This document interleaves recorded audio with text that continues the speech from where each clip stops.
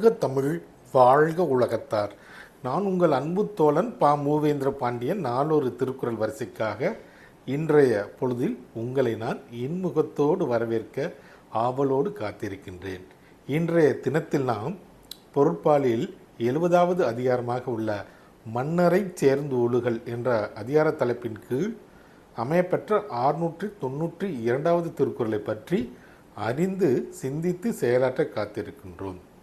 மன்னரை சேர்ந்து ஒழுகல் என்பதற்கு ஆட்சியரிடம் பழகும் முறை என்ற பொருளில் இந்த அதிகாரத்தின் தலைப்பு அமையப்பெற்றுள்ளது. இப்பொழுது நாம் 692வது திருக்குறளுக்கு செல்வோம். மன்னர் விளைப விளையாமை மன்னரால் மன்னிய ஆக்கம் தரும். மன்னர் விளைப விளையாமை மன்னரால் மன்னிய ஆக்கம் தரும். இத்திருக்குறளுக்கான பொருள் என்னவென்பதை இப்போது நாம் அறிவோம். மன்னர் விரும்புவதவற்றை தாம் விரும்பாதிருந்தால் ஒருவருக்கு மன்னரிடம் நிலைத்த செல்வாக்கு கிடைக்கும் என்ற பொருள் இந்த திருக்குறளுக்கானதாகும்.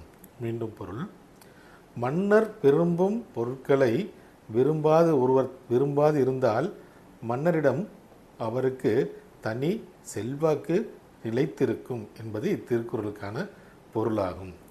வள்ளுவரின் வழியினை நாமும் தவறாது பின்பற்றினால் வாழ்வில் நமக்கு எப்போதும் வெற்றியே கிட்டும். நன்றி, வணக்கம், ஜெய் ஹிந்த்.